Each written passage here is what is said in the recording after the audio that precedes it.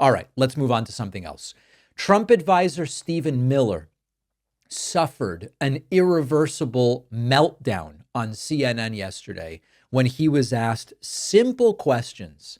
This interview did not go well. And we've covered Stephen Miller before. He had that incident where he was escorted out after an interview went completely haywire. He is lashing out at CNN's Brianna Keilar because he doesn't like the line of questioning. He doesn't like the implications. He doesn't like the tone. Oh, poor Stephen, he doesn't like the tone. About this, they were fired. The agency had to rescind those terminations because these were employees who were critical to maintaining the nation's nuclear stockpile. So then who is it making those decisions of which federal employees are terminated? Well, in that case, the Secretary of Energy would be the one. So what you're describing with the cuts in the Department of Energy, those are directed by the Senate-confirmed Secretary of Energy. Okay, so that was the Secretary of Energy's mistake. Well, I wouldn't use the term mistake. I would say that it's pretty standard when you're downsizing government. You make cuts, you assess those cuts, you see who needs to be rehired, who needs to be kept, who needs to be That's not what happened here, though, Stephen. You know that. They were rescinded. These aren't normal things. These were terminations that were rescinded. I understand that even a temporary interruption in federal employment is a great crisis and catastrophe for you and for CNN. He starts to get agitated. He starts to get agitated with the questions. He starts to get agitated with Brianna Keilar. Brianna Keilar then goes right in on these questions where they're kind of dilly-dallying and dancing around who is in charge of Doge. And the whole point of it is Musk's in charge, but also not really, because then that might subject him to oversight authority. So they're playing very coy with this. And Stephen Miller also did not like this line of question. So who is in charge of Doge? The President of the United States. He's the administrator of Doge? No, the Doge is what was formerly U.S. Digital Services. It's an agency of the federal government that reports into the executive office of the president, which reports to the President of the United States. Okay. The way that Article 2 works is a president wins an election, and then he appoints staff, including myself, including Mike Waltz, including Susie Wiles, including Elon Musk, and those staff report to him. Okay, well aware. Why won't you just let me say whatever I want, Brianna? So Elon Musk a week ago answered a question about transparency at Doge. This is how he spoke about Doge. Well, we actually are trying to be as transparent as possible. In fact, we post our actions to the Doge handle on X and to the Doge website. So all of our actions are maximally transparent. You hear him there. We post our actions. All of our actions are maximally transparent. Does Elon Musk know he's not in charge of Doge? Again, the president runs the government, then the president appoints advisors, including Elon, including myself, including all the other staff here at the White House, and then those staff in turn execute the president's commands and directions to all the agencies of the federal government. All right, and it was just an endless loop like this. As the interview continued, Stephen Miller derailed more and more and more, increasingly making more and more of a scene, and it became very embarrassing. Stephen, it seems like the crisis here had to do with the nation's nuclear stockpile.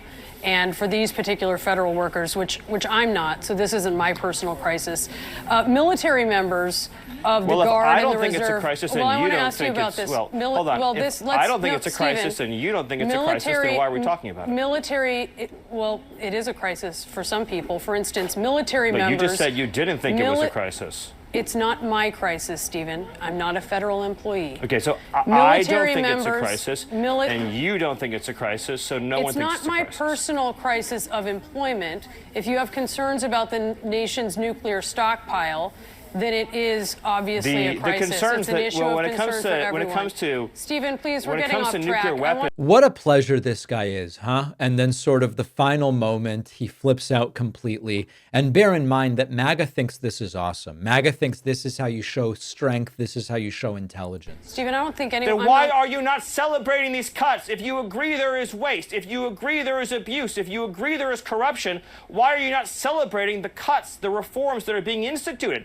Every day that no action is taken, the entire Stephen, let's calm salaries down. of American workers that are taxed disappear forever. Stephen, let's calm down. This is we're not having a debate. There's no reason about whether there are Well, places. you are clearly trying to debate me, and I will be as excited as I want to be about the fact You're not going to control my tone, Brianna. that we are saving Americans billions of dollars, that we are ending the theft and waste and grift and corruption, that we are stopping American taxpayer dollars from subsidizing a rogue federal bureaucracy. And of course, they're doing nothing of the sort. They are fixing everything by pointing out non-existent fraud in which tens of millions of people who are dead are supposedly getting Social Security payments. It's not happening.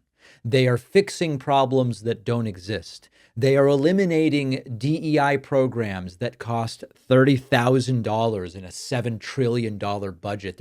They're not even rounding errors. That's the crazy thing, which they just don't like. There's no fraud. They just don't like those programs. This guy's been waiting for Trump to be back in power for years so that he could show up and do exactly this and show how tough and intelligent and smart they all are.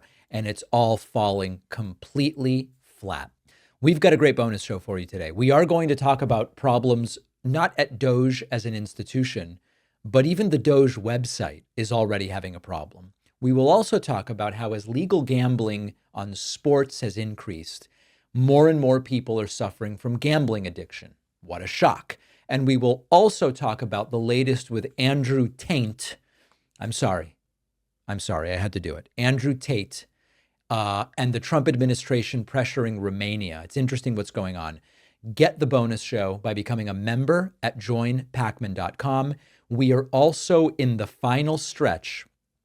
We were just talking about 2 million. We are in the final stretch to 3 million YouTube subscribers. Help us get there and get there quickly. It costs nothing to subscribe to the YouTube channel. We know there are nearly 4 million of you who watch every month but are not yet subscribed. Let's get to 3 million, a number that only 3 others in the progressive media ecosystem have ever reached. Let's do it. I will see you on the bonus show. What a day.